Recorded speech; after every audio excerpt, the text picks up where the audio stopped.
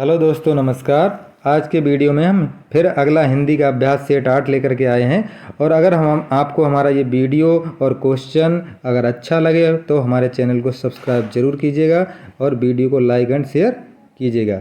वाक्यांश के लिए एक शब्द का चयन करें। ये वाक्यांश दे रखा है जीने की इच्छा। जीने की इच्छा के लिए एक शब्द का बताना है, तो इसमें एक शब्द है जीने की इच्छा, जिजीविषा। जिजीविषा कहते हैं जीने की इच्छा। उसके बाद और जो शब्द दे रखे हैं, जीने की इच्छा जो है इसका हो गया जिजीविषा।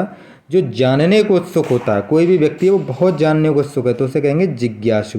जो जीत या विजय का इच्छुक हो, जो जीत या विजय का इच्छुक हो उसे कहते हैं जिगीषु। और जो प्यासा हो या जो पीने का इच्छुक हो उसे कहते हैं पिपासु। जैसे रक्त पिपासु एक शब्द होता है, रक्त पिपासु, खून पीने को आतुर या खून का प्यासा। अगला है संख्या।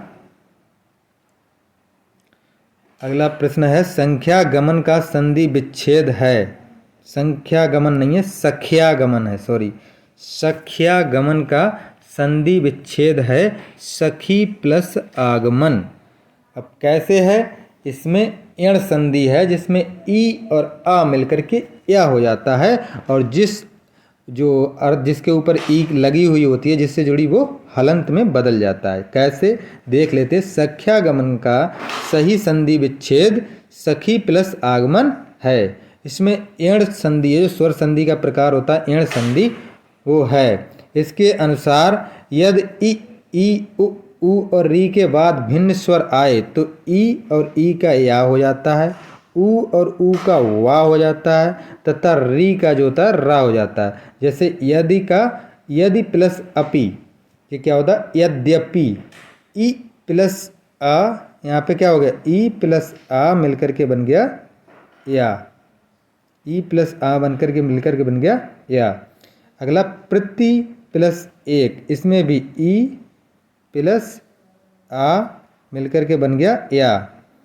और प्रभु प्लस ऐषणा, तो इसमें उ प्लस ए, उ प्लस ए बन गया वाह वाह वाह, और वाह पे ए हो गया वे, तो उ प्लस ए बन गया प्रभवेषणा। अगला 3 है जब किसी सामान्य बात का विशेष बात से तथा विशेष बात का सामान्य बात से समर्थन किया जाए तो वहाँ कौन सा अलंकार होता है? तो ये होता अर्थांतर न्यास। अर्थांतर न्यास अलंकार, विकल्प संख्या 3। जब किसी सामान्य बात का विशेष बात से तथा विशेष बात का सामान्य बात से समर्थन किया जाए तो वहाँ अर्थांतर न्यास अलंकार होता है। जैसे जे रहीम उत्तम प्रकृति का कर सकत कुसंग, और चंदन विष व्यापत नहीं लिपटे रहित भुजंग। इसमें क्या है? अर्थांतर न्यास अलंकार है। अशुद्ध वाक्य का चयन कीजिए। इसमें कौन सा वाक्य जो है अशुद्ध है? तो माता पिता पूज्यनीय हैं, ये वर्तनी की दृष्टि से अशुद्ध है। दूसरा वाक्य माँ की कामायनी उच्च कोटि की रचित काव्य है, सही है। आपका भविष्य उज्ज्वल हो, इस पुस्तक का नया संस्करण प्रकाशित हो रहा है, ये भी सही है। तो दूसरा गलत है। दिए गए विकल्पों में माता पिता पूजनीय हैं, वाक्य वर्तनी दृष्टि से अशुद्ध है, इसका शुद्ध होगा माता पिता पूजनीय होगा। छायादार शब्द किसका उदाहरण है? छायादार शब्द जो है ये संकर शब्द का उदाहरण है। संकर, विकल्प संख्या हो जाएगा 4। संकर क्या होता है? छायादार शब्द संकर शब्द का उदाहरण है। जो दो भिन्न स्रोतों से आए शब्दों के मेल से बनते हैं उसे संकर शब्द कहते हैं। जैसे रेल और गाड़ी, रेल अंग्रेजी का और गाड़ी हिंदी का शब्द, दोनों मिलाकर बन गई रेलगाड़ी। सील अंग्रेजी का, बंद हो गया फारसी, तो ये हो गया सील बंद। तो ये है संकर शब्द। निम्नलिखित में से किस विकल्प में सभी शब्द भाववाचक संज्ञा हैं? सभी शब्द भाववाचक संज्ञा हैं। तो इसमें तीसरे में रसीला, कड़वाहट, बुढ़ापा, उन्नति, ये तीसरा विकल्प हो जाएगा। इसमें जो अमीर हो जाएगा ये नहीं है, वहाँ गरीब भी नहीं है, इसमें बाकी समूह भी नहीं है, इसमें मिठास है। जवानी भी हमारी भाववाचक संज्ञा, खटास भी भाववाचक संज्ञा, लेकिन पुस्तक को गंगा नहीं है। इसी तरह धैर्य भाववाचक है, चालाकी भाववाचक है, उदासी भाववाचक, लेकिन सूर्य नहीं है। तो विकल्प संख्या इसमें हो जाएगा 3। दिए गए विकल्पों में रसीला, कड़वाहट, बुढ़ापा, उन्नति सभी शब्द भाववाचक संज्ञा हैं। जिस शब्द से किसी भाव, गुण, दशा आदि के ज्ञान का बोध होता है वह भाववाचक संज्ञा कहलाता है। जैसे नारीत्व, वीरता, थकान, समीपता आदि।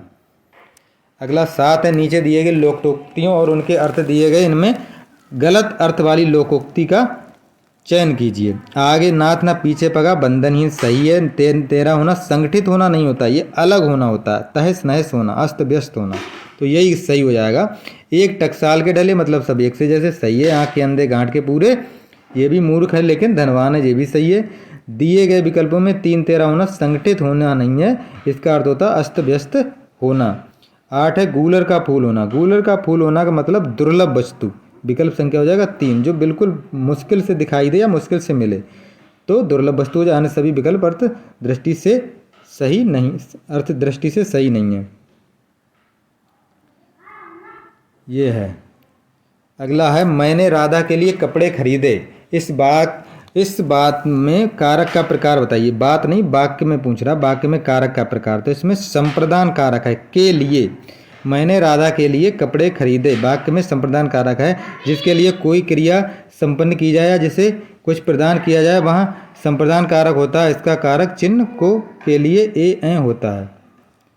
10वां, किस भाव की परिपक्व अवस्था को रस कहा जाता है? किस भाव की परिपक्वता को रस कहा जाता है? यह है अनुभव, विभाव या संचारी भाव या स्थायी भाव।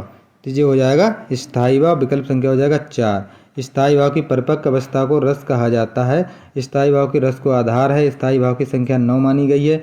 एक रस में मूलतः एक ही स्थायी भाव होता है, जो काव्य के शुरू से आखिर तक होता है, एक ही स्थायी भाव होता है।